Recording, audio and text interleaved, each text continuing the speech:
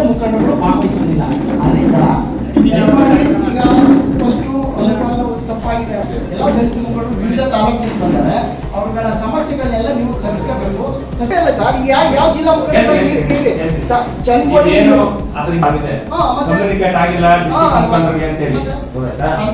ಅದಕ್ಕೋಸ್ಕರ ನಾವು ಈಗ ತಾಲೂಕು ಮುಗಿಸ್ಬಿಟ್ಟು ಜಿಲ್ಲೆ ತಗೊಳ್ಳಿ.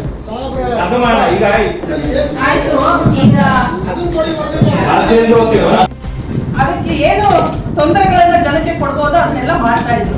ಆದ್ರೆ ಈಗ ನಾವು ಬ್ರಿಟಿಷ್ ಆಡಳಿತದಲ್ಲಿಲ್ಲ, ಸಂವಿಧಾನದ ಆಶಯದಂತೆ ನಾವು ಆಡಳಿತವನ್ನ ನೀಡ್ತಾ ಇದ್ವಿ. ಅದಕ್ಕೇನೆ ಫಸ್ಟ್ದಾಗಿ ನಾವು ಮಾಡಿದ್ದೆ ಏನು, ಸಂವಿಧಾನದ ಪೀಠಿಕೆಯನ್ನ ಓದುವುದರ ಮೂಲಕನೇ ನಾವು ಇದನ್ನ ಪ್ರಾರಂಭ ಮಾಡಿದ್ದು. ಹಾಗಾಗಿ ದಯಮಾಡಿ ಎಲ್ಲರೂ ತಿಳ್ಕೊಳ್ಳಿ, ಪೊಲೀಸ್ ವ್ಯವಸ್ಥೆ ಖಂಡಿತವಾಗೂ ನಿಮ್ಮ ಜೊತೆಗಿದೆ, ನಿಮ್ಮ ಸಮಸ್ಯೆಗಳಿಗೆ ಜೊತೆಯಾಗಿರುತ್ತೆ.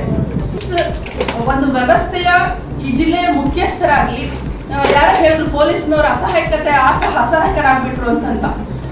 ಅಸಹಾಯಕರಾಗ್ಬಿಟ್ಟಂತ ನಾನೇನೋ ಸುಮ್ಮನೆ ಇದ್ದಿದ್ರೆ ನಾಳೆ ನಮ್ಮ ಮಾಧ್ಯಮ ಮಿತ್ರರು ಅದನ್ನೇ ಹೇಳ್ತಿದ್ರು, ಪೊಲೀಸ್ನವರನ್ನ ಅಸಹಾಯಕರಾಗಿದ್ದಾರೆ ಅಂತ ಹೇಳ್ತಾ ಇದ್ರು, ಅಸಹಾಯಕರಾಗಿ ಕುಳಿತ ಪೊಲೀಸ್ ಅಧೀಕ್ಷಕರು ಅಂತ ಅಲ್ವಾ. ಖಂಡಿತ ನಾವು ಅಸಹಾಯಕರಾಗಬೇಕಾಗಿಲ್ಲ. ವ್ಯವಸ್ಥೆಯನ್ನ, ಕಾನೂನನ್ನ ಮತ್ತು ಸುವ್ಯವಸ್ಥತೆಯನ್ನ ಕಾಪಾಡೋದಕ್ಕೋಸ್ಕರ ಏನೇನು ಕ್ರಮಗಳನ್ನ ಕೈಗೊಳ್ಳಲಿಕ್ಕೆ ಸರ್ಕಾರ, ಸಂವಿಧಾನ, ಕಾನೂನುಗಳು ನಮ್ಗೆ ಅವಕಾಶವನ್ನ ಕೊಟ್ಟಿದ್ದಾರೆ. ಹಾಗೇನೆ ಎಲ್ಲೂ ಕೂಡ ಅಸಹಾಯಕತೆ ನಾವು ಪ್ರದರ್ಶಿಸಬೇಕಾಗಿನೂ ಇಲ್ಲ ಅಲ್ವಾ. ಈಗ ಆಯ್ತು, ಈಗ ಅಲ್ಲಿ 3 ವರ್ಷದಿಂದ